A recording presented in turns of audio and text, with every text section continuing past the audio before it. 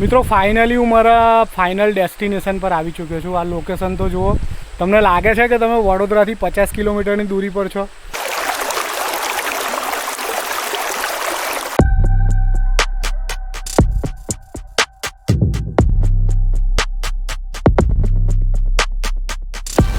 જય માતાજી મિત્રો, હું છું અત્યારે ગુજરાતની જીવાદોરી એટલે નર્મદા કેનલ હાલોલ પાસે. તમને આ નર્મદા કેનલ દેખાઈ રહી હશે. અને મિત્રો અત્યારે વાતાવરણ એટલું સરસ છે ને, તમને મારી પાછળ દેખાઈ રહ્યું હશે. ખૂબ જ સરસ વાતાવરણ છે. એટલે મને એવું થયું કે વડોદરાથી લગભગ 50 કિલોમીટરના અંતરની અંદર ઘણા બધા સરસ સ્થળો છે જે વરસાદની અંદર એટલે કે મોન્સૂન સિઝનમાં ફરવા લાયક છે. તો મિત્રો હું આજે તમને આ મારા વિલોગની અંદર વડોદરાની લગભગ 50 કિલોમીટરના અંતરમાં સારી એવી જગ્યાઓ જે છે એ ફરવા લાયક છે, તો એ હું તમને બતાવવાનો છું અને એક્સપ્લોર કરવાનો છું. તો મિત્રો મારા વિડીયોની અંદર બન્યા રહેજો, અને મારો વિડીયો ગમે તો તમારા ગ્રુપની અંદર જરૂરથી શેર કરજો અને મારી ચેનલને સબસ્ક્રાઈબ કરજો.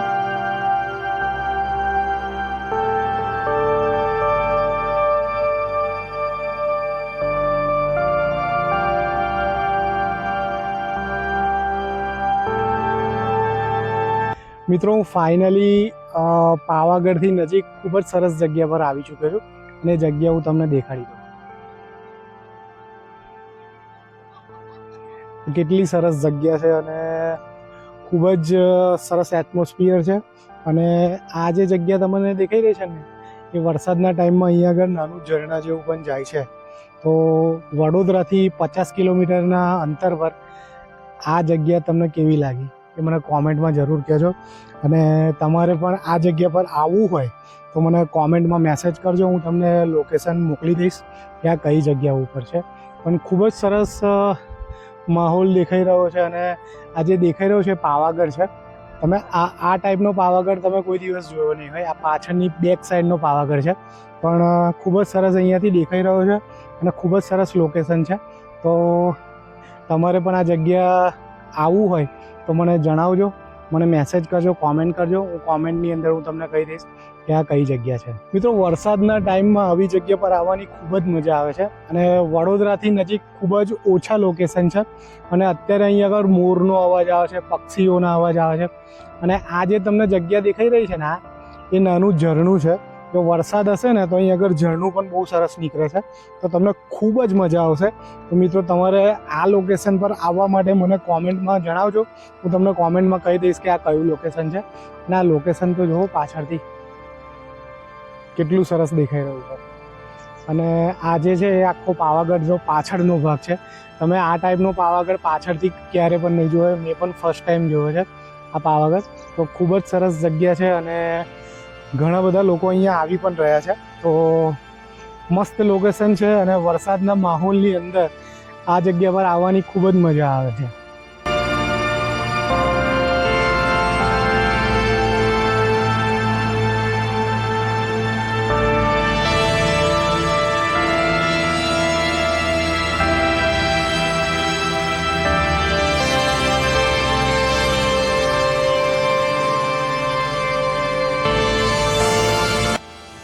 મિત્રો અત્યારે કેવું છે કે આ ઝરણું આખું ખાલી છે, તો તમને અહીંયા એક ટ્રેકિંગની ફીલ પણ આવશે કે તમે ટ્રેકિંગ કરી રહ્યા હોય ને એવું તમને લાગશે અહીંયા આગળ. કારણ કે અત્યારે આ ઝરણાની અંદર એકદમ કોરું છે, જો છે જ નહીં. વરસાદ હશે તો થોડું પાણી હશે, તો અત્યારે ટ્રેકિંગ કરી રહ્યા હોય ને એવું લાગી રહ્યો છે. અને એવું પણ નથી કે આ એરિયા સુમસાન છે. બહાર ઘણા બધા લોકો હતા, ઘણી બધી ગાડીઓ પડી હતી. આ અંદરની ભાગે છે બધા લોકો, આગળ પણ છે, પાછળ પણ છે. અને એવું પણ તમને આ સીન કેવો દેખાઈ રહ્યો છે.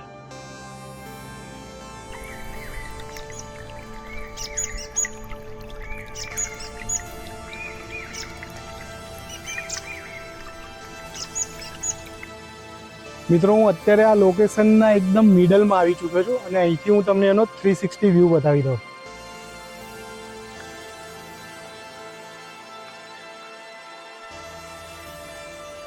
આ પાછળ જુઓ કેટલી સરસ જગ્યા છે.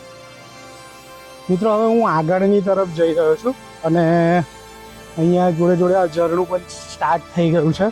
જો તમને આ પાણીનું ઝરણું દેખાઈ રહ્યું છે, તો એટલું સરસ એટમોસ્ફિયર છે. અને અહીંયાથી તો એટલું સરસ દેખાઈ રહ્યું છે કે ના પૂછોની વાત. જો હું તમને બતાવી દઉં, અહીંયાથી તમને બતાવી દઉં છું.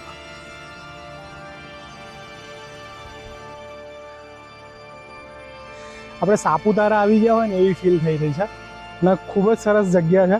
હવે અમે આગળ જઈએ છીએ. આગળ શું છે હું તમને આગળ જઈ અને પછી આગળની અપડેટ આપું.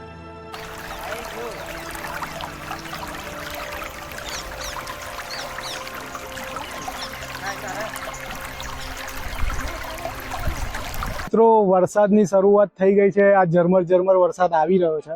આ ઝરણું છે, પાછળ પહાડ છે, વાદળ છે. તો આ એટમોસ્ફિયરમાં ખૂબ જ મજા આવે છે. અને મિત્રો તમારે પણ આવવું હોય ને તો ખાલી મને કોમેન્ટ બોક્સની અંદર તમે કોમેન્ટ કરજો. હું આ લોકેશન તમને કહી દઈશ. ખૂબ જ સરસ જગ્યા છે. વડોદરાથી ખાલી 50 કિલોમીટરના અંતર પર છે. તો તમને ખૂબ જ મજા આવશે અહીંયા આવવાની.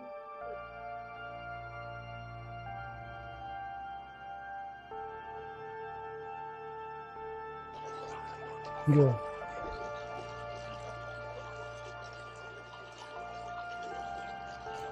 મિત્રો હવે હું મિડલ અંદર આવી ચૂક્યો છું. જેમ જેમ આગળ જઈએ છે ને એમ ખૂબ જ સરસ જગ્યા આવતી જાય છે.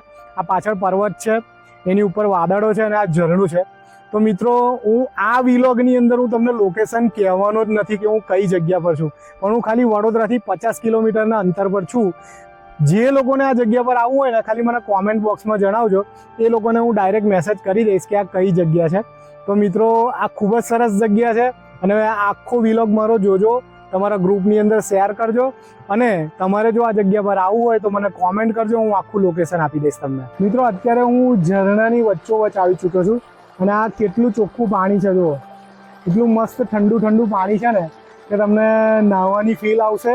અને બીજું કે આ ઝરણાનો અવાજ એટલો સુંદર આવે છે ને, એકદમ એવું લાગે છે કે મેડિટેશન થાય છે. અને લોકો આવું મેડિટેશન કરવા માટે રૂપિયા ખર્ચે છે, પણ આ ફ્રી અંદર તમને નેચરલ જો આ પાણીનો અવાજ સંભળાઈ રહ્યો છે તો ખૂબ જ મજા આવી રહી છે. એટલું સરસ લોકેશન છે. મિત્રો તમારે આ લોકેશન પર આવવું હોય તો મને કોમેન્ટ કરજો. હું કોમેન્ટની અંદર કહી દઈશ કે આ જગ્યા કઈ છે.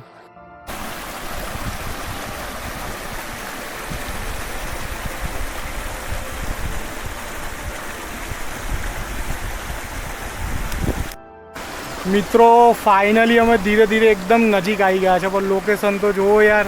અહીં આગળ કેટલું સરસ ઝરણું જઈ રહ્યું છે અને આ પાછળ લોકેશન તો જો.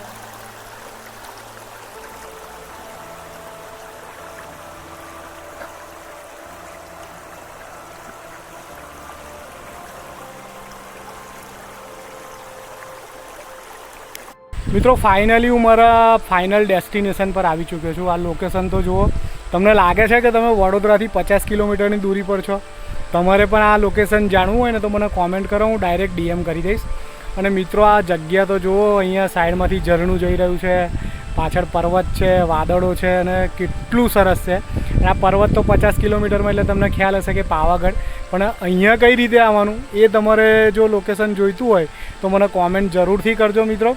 અને મિત્રો આ મારો વિડીયો અહીંયા હું પૂર્ણ કરી રહ્યો છું અને તમને આવા જ વિડીયો બીજા નવા બતાવતો રહીશ મારા ટ્રાવેલના. મારો વિડીયો ગમે તો તમારા ગ્રુપની અંદર જરૂરથી શેર કરજો, મારી ચેનલને સબસ્ક્રાઈબ કરજો અને આ લોકેશન તમારે જાણવું હોય તો જરૂરથી મને મેસેજ કરજો. મળીએ છીએ મારા નવા વિલોગની અંદર. ત્યાં સુધી જય માતાજી, હર હર Mahadev, bye bye, take care.